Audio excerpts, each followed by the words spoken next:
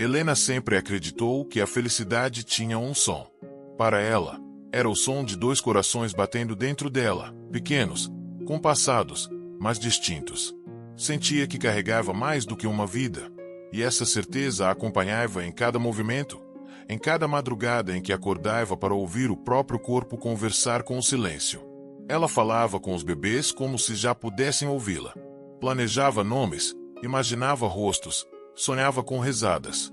No quarto preparado com cuidado, 2 berços estavam lado a lado. Cada pequeno detalhe havia sido escolhido com amor. As cortinas claras, os pares de meias idênticas, o cheiro de roupa recém-lavada que preenchia o ar. Helena acreditava que nada no mundo poderia dar errado. Mas o destino raramente respeita o que sonhamos. Na noite do parto, o céu desabou em tempestade. Relâmpagos cortavam a escuridão como lâminas, e o vento parecia anunciar um presságio. Daniel, o marido, a levou às pressas ao hospital. Ela tremia, exausta, sentindo as contrações arrancarem o fôlego. O rosto dele era um retrato de desespero, mas nada podia fazer além de esperar. As portas da sala de parto se fecharam, e ele ficou do lado de fora, impotente. Lá dentro, o caos. O som das máquinas, os gritos abafados, o ar pesado de urgência. Helena sentia o corpo lutando, o coração acelerado. Em meio à dor, um pensamento fixo. Eram 2. Ela tinha certeza. O primeiro choro veio como uma promessa cumprida. O segundo, no entanto, nunca veio. O silêncio que se seguiu foi tão profundo que pareceu eterno. Quando despertou, já era manhã. O sol tímido atravessava as cortinas brancas do quarto. Uma enfermeira se aproximou com um sorriso ensaiado e colocou um bebê nos seus braços. Era uma menina. Uma linda menina. Helena olhou em volta, confusa. Sentia que algo estava faltando. Perguntou, com voz trêmula, pelo outro bebê. A resposta veio fria, automática, como se tivesse sido repetida muitas vezes antes. Não havia outro bebê. Apenas um. A partir daquele momento, algo dentro dela começou a se partir em silêncio. Nos dias seguintes, tentou buscar respostas, mas encontrou apenas olhares desconfortáveis e murmúrios apressados. Pediu para ver o prontuário do parto. Disseram que havia sido extraviado. Quando insistia, os médicos trocavam o assunto, e Daniel, tentando protegê-la, pedia que parasse. Mas ela sabia o que sentirá. Sabia que havia trazido 2 corações ao mundo. E agora um deles estava desaparecido. O tempo passou, e o vazio se transformou em um peso constante. Os médicos chamaram de depressão pós-parto. Mas para Helena, não era doença. Era perda. Em casa, ela sentava-se ao lado do berço vazio. O outro berço, o que havia ficado, permanecia intocado. Às vezes, ela o arrumava, trocava os lençóis, passava a mão sobre o colchão como se acariciasse uma presença invisível. Daniel tentava seguir a vida. Amava a esposa, mas não sabia como lidar com aquela tristeza que nunca se dissipava. Às vezes, a olhava à noite e via nos olhos dela um abismo, um espaço escuro onde antes havia brilho. A filha que ficou, Ana, cresceu ao lado dessa sombra.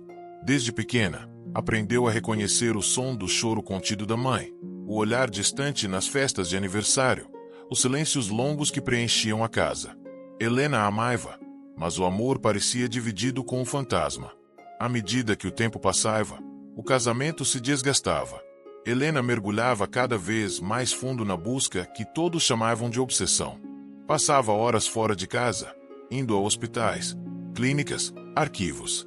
Deixava Ana com uma babá e voltava tarde, o rosto pálido, os olhos inchados de tanto procurar.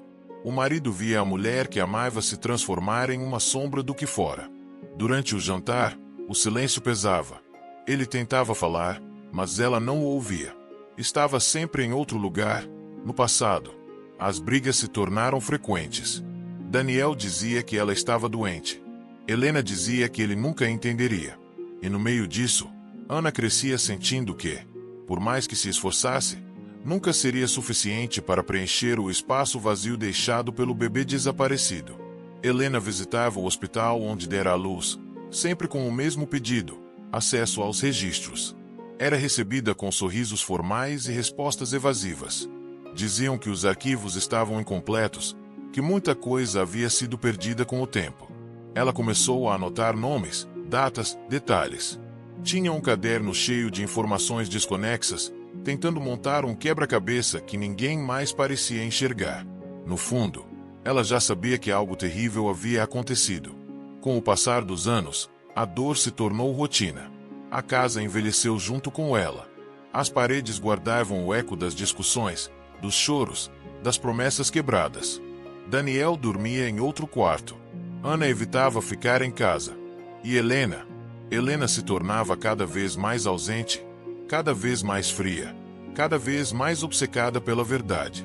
Enquanto isso, em outra cidade, uma menina chamada Clara crescia em uma família adotiva. Era uma criança doce, mas curiosa, com uma inquietação que ninguém conseguia explicar.